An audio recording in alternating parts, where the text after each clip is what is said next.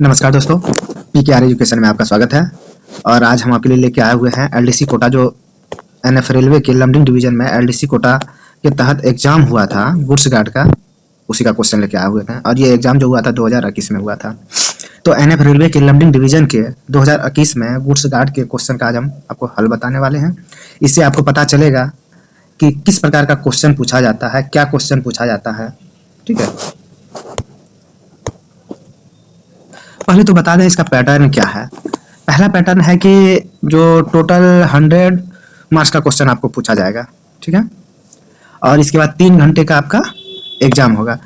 ठीक है, इसमें क्या कह रहा है एक नंबर में कि इस प्रश्न पत्र में 5 भाग हैं: सामान्य ज्ञान, गणित, रेलवे कार्यप्रणाली, सामान्य अंग्रेजी और राजभाषा।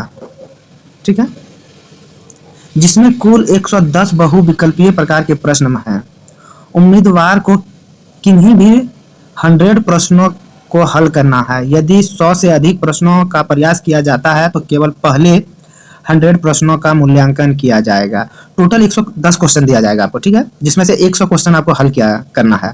ठीक, अगर आप 100 से ज़्यादा क्वेश्चन हल कर देंगे तो शुरू से 100 क्वेश्चन गिना जाएगा, उसी को आपका माना जाएगा। 100 के बाद आपका क्वेश्चन गलत हो सही हो उसको नहीं माना जाएगा। इसी में देखिए 2 नंबर में क्या कह रहा है, प्रत्येक प्रश्न के लिए दिए गए विकल्पों में से सही विकल्प चुनिए। उत्तर अंग्रेजी या हिंदी में लिखे जा सकते हैं। ठीक, 3 नंबर में देखिए यहाँ क्या बोला जा रहा है कि गलत उत्तर के लिए 1/3 अंक काटा जाएगा। यदि कोई प्रयास नहीं किया जाता है तो अंक नहीं काटे जाएंगे। ठीक है, आगे देखिए 4 नंबर में क्या कहता है, उत्तर पुस्तिका में उम्मीदवार का नाम लिखना या उसकी किसी भी प्रकार की कोई पहचान छोड़ना पूर्ण रूप से प्रतिबंध है। ऐसा करने का कोई भी प्रयास उम्मीदवार को अयोग्य घोषित कर देगा। ठीक है, 5 नंबर में क्या कहता है, इस प्रश्न पत्र के हिंदी संस्करण में किसी अस्पष्टता के मामले में अंग्रेजी संस्करण को प्रमाणित माना जाएगा। समझ गए, 110 क्वेश्चन दिया जाएगा। टाइम आपके पास पूरा 3 घंटा का रहेगा। ठीक है, निगेटिव के लिए आपको 1/3 काटा जाएगा। अगर गलती करते हैं तो उसके लिए 1/3 काटा जाएगा। अब चलते हैं आगे क्वेश्चन की ओर। पहला क्वेश्चन है आपका, पूर्वोत्तर सीमा रेलवे के अधिकार क्षेत्र में कितने रेलवे डिवीजन हैं? एनएफआर में कितने डिवीजन हैं? तो कितने डिवीजन हैं? टोटल 5 डिवीजन है। ठीक है, पहले सबसे पहला अगर हम चलते हैं तो कटिहार हो गया। ठीक है, कटिहार के बाद क्या हो गया, एपीडीजे हो गया, एपीडीजे अलीपुरद्वार हो गया। तीसरा क्या हो गया, रंगिया हो गया, आरएनवाई हो गया। चौथा क्या होगा, लमडिंग हो गया। और 5वां क्या हो गया, टीएसके हो गया, तिनसुकिया हो गया। ठीक है, तो टोटल कितना डिवीजन हो गया? टोटल डिवीजन हो गया आपका 5। पहला कटिहार हो गया, दूसरा अलीपुर हो गया, तीसरा रंगिया हो गया, चौथा लमडिंग हो गया और 5वां तिनसुकिया हो गया। ठीक, तो एनएफआर में कितना डिवीजन है? टोटल 5 डिवीजन है। दूसरा क्वेश्चन इसमें पूछा गया था कि प्रसिद्ध विवेक एक्सप्रेस ट्रेन भारत के किन 2 शहरों के बीच चलती है? विवेक एक्सप्रेस जो चलती है किन 2 शहरों के बीच चलती है? 2021 में एलडीसी में पूछा गया है। पहला ऑप्शन है जम्मू तवी और कन्याकुमारी, दूसरा ऑप्शन है डिब्रूगढ़ और ओखा, तीसरा ऑप्शन है डिब्रूगढ़ और एर्नाकुलम, चौथा है उपरोक्त में से कोई नहीं। तो इसका सही आंसर क्या हो जाएगा? उपरोक्त में से कोई नहीं। ठीक है, ये कहां तक चलती है विवेक एक्सप्रेस? विवेक एक्सप्रेस जो है आपका डिब्रूगढ़ से कन्याकुमारी तक चलती है। कहाँ चलती है? डिब्रूगढ़ से कन्याकुमारी तक चलती है। ठीक है, विवेक एक्सप्रेस को क्यों चलाया गया है? स्वामी विवेकानंद के 125वीं जयंती पे। ठीक है, 150वां, ठीक, 150वां जब वो 150 का हो गया तब विवेक एक्सप्रेस विवेकानंद स्वामी विवेकानंद जो है उनके जन्म एनिवर्सरी पे चलाया गया है। ठीक है, कब शुरू किया गया? 2013 में शुरू किया गया है। विवेक एक्सप्रेस को कब शुरू किया गया? 2013 में शुरू किया गया है। कहां से कहां तक चलती है? डिब्रूगढ़ से कन्याकुमारी तक चलती है। क्यों चलाया गया? स्वामी विवेकानंद के जन्म तिथि पर चला गया है। और कितना जन्म तिथि था? 150वां था। ठीक है, टोटल कितनी दूरी तक चलाया जाता है? ये टोटल 4160 किलोमीटर। कितना है दूरी? कितनी है? 4160 किलोमीटर तय करती है डिब्रूगढ़ से कन्याकुमारी तक। ठीक है, 4160 किलोमीटर कितने घंटे में सफर करती है? यानी कि 80 घंटे में।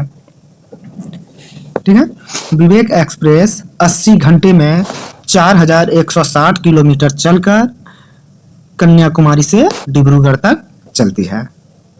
ठीक है। अगला क्वेश्चन है आपका जो पूछा गया था, हर साल पहले फरवरी को संसद में भारत का केंद्रीय बजट कौन प्रस्तुत करता है?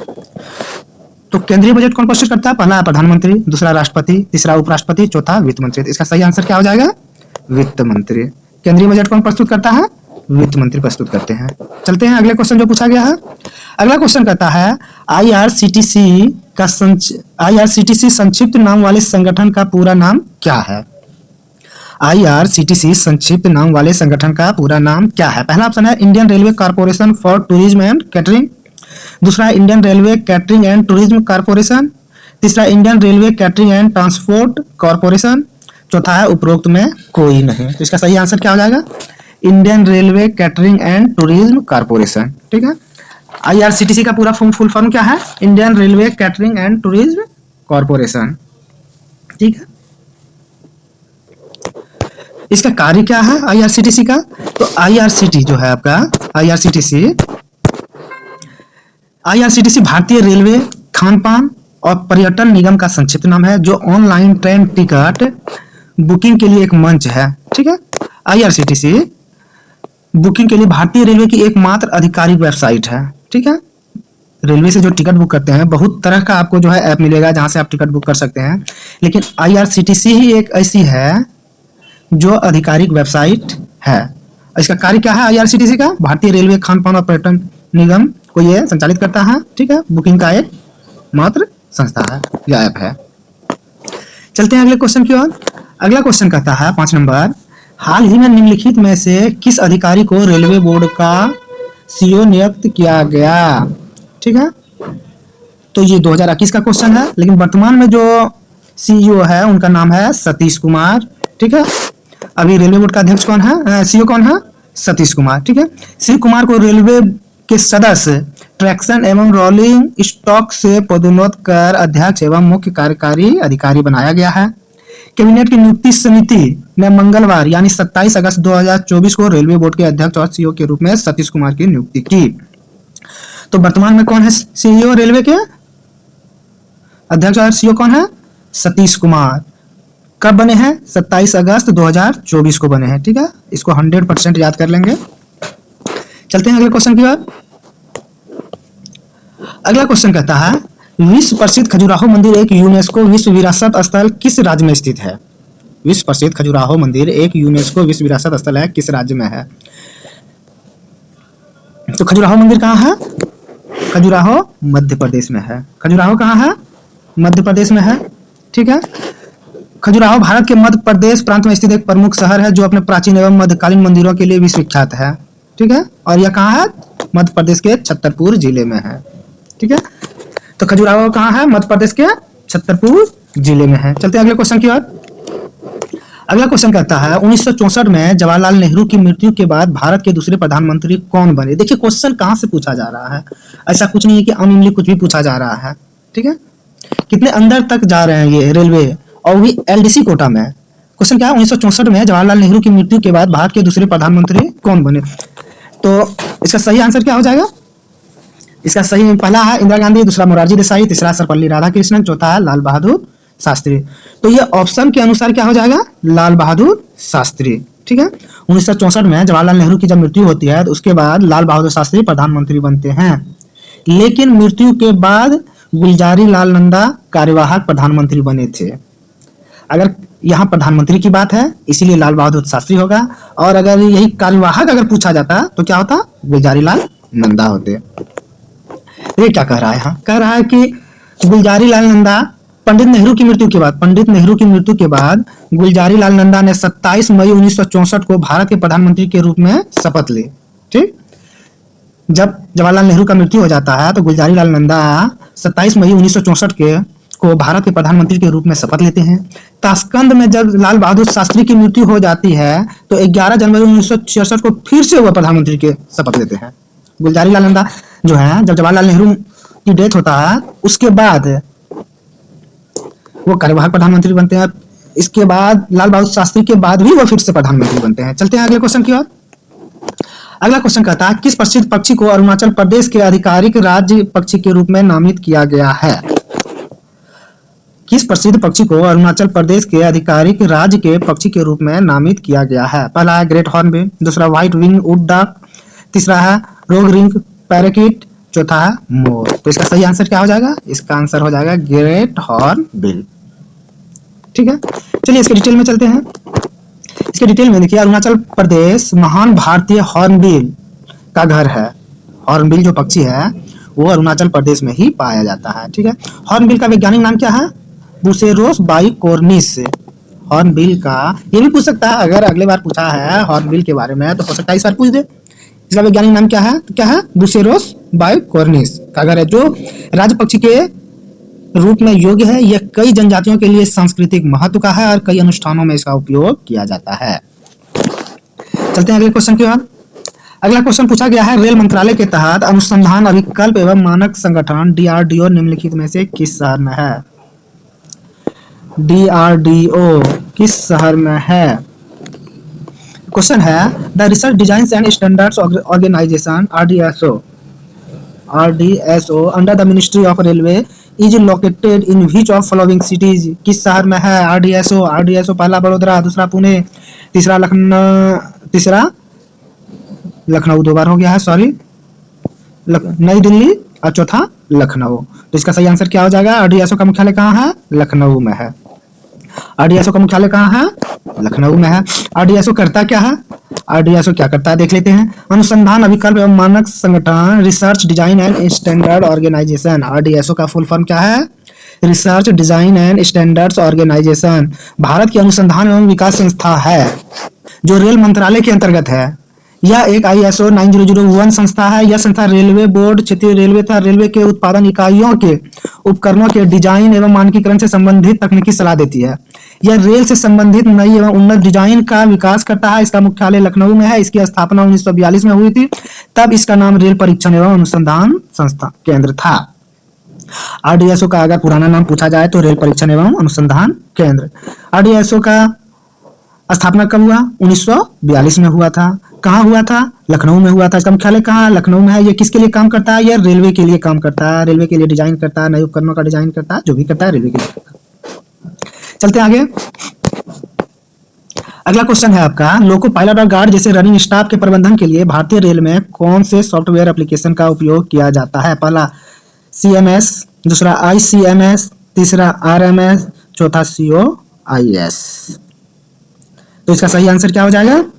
CMS पहला। ठीक, भारतीय लोको पायलट और गार्ड जैसे रनिंग स्टाफ के प्रबंधन के लिए भारतीय रेलवे में कौन से सॉफ्टवेयर एप्लीकेशन का उपयोग किया जाता है? CMS। CMS का फुल फॉर्म क्या होता है? Crew management system. CMS का फुल फॉर्म क्या होता है? Crew management system.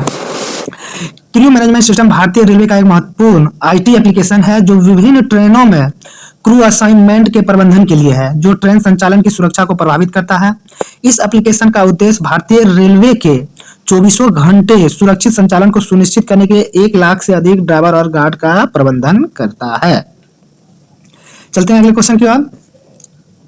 अगला क्वेश्चन कहता है, निम्नलिखित में से कौन सा एक रेलवे गेज नहीं है? निम्नलिखित में कौन एक रेलवे गेज नहीं है? ठीक, पहला ऑप्शन ब्रॉड गेज, दूसरा नैरो गेज, तीसरा माइक्रो गेज, चौथा स्टैंडर्ड गेज।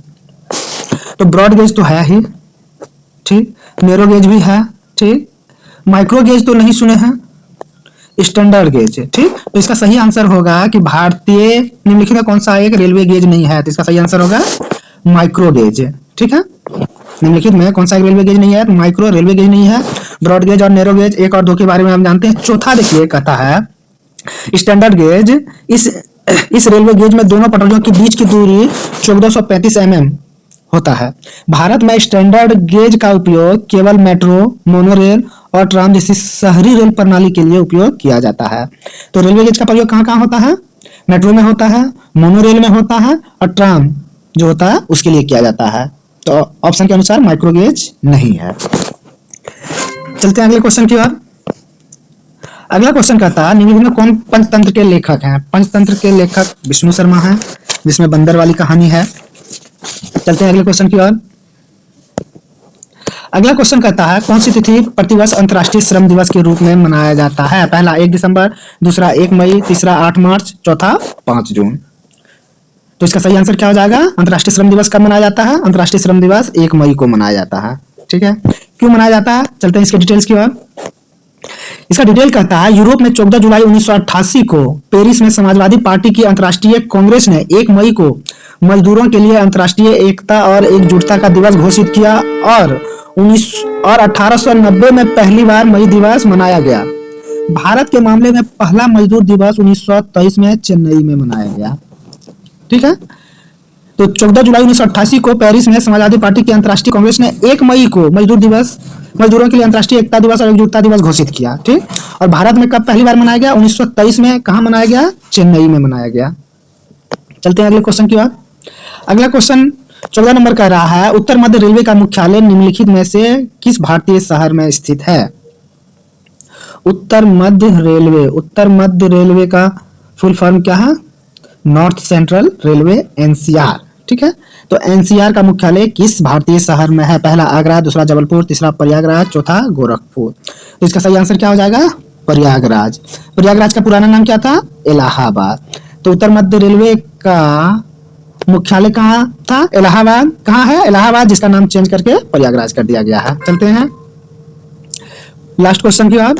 कहता है भारत में रेलवे के बुनियादी ढांचे में चल रहे प्रमुख, देख लेते हैं पहले। भारत में रेलवे के बुनियादी ढांचे में चल रहे प्रमुख विकास कार्यों में डीएफसी भी एक है। डीएफसी का पूर्ण रूप क्या है? तो डीएफसी का पूर्ण रूप क्या जाता है?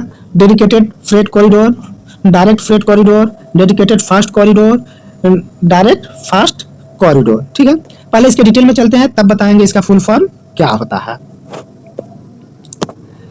कह रहा है डीएफसी का full form dedicated freight corridor है, जो माल ढुलाई के लिए समर्पित एक नया ट्रेन कॉरिडोर है। ठीक, डीएफसी क्या है? माल ढुलाई के लिए समर्पित एक नया ट्रेन कॉरिडोर है, जिसका उद्देश्य भारत के रेलवे नेटवर्क में भीड़ भाड़ को कम करना है। यह भारत की 70% मालगाड़ी को ले जाएगा। डीएफसी जो है भारत की 70% मालगाड़ी को ले जाएगा। हम अपने ग्राहकों को अग्रणी के रूप में डीएफसी के लाभों का लाभ उठाने में सक्षम बनाते हैं। तो डीएफसी का फुल फॉर्म क्या हो जाएगा? Dedicated freight corridor. ठीक है, इसका काम क्या है? माल ढुलाई के लिए है। 70% मालगाड़ी का जो परिवहन होगा डीएफसी के तहत होगा। तो दोस्तों आज का लास्ट क्वेश्चन यही था, बाकी 100 क्वेश्चन और है मेरे पास, जिसे मैं अगले वीडियो में बताऊंगा। जय हिंद, जय भारत। तो दोस्तों अगर आप मेरे चैनल पर नए हैं, सबसे पहले PKR एजुकेशन को सब्सक्राइब करें, ज़्यादा से ज़्यादा शेयर करें, लाइक करें और बेल घंटी बजा दें, ताकि इसी तरह के अच्छे वीडियो तथा मज़ेदार वीडियोज़ के आपको नोटिफिकेशन मिलता रहे। धन्यवाद दोस्तों, हम आपसे विदा चाहते हैं।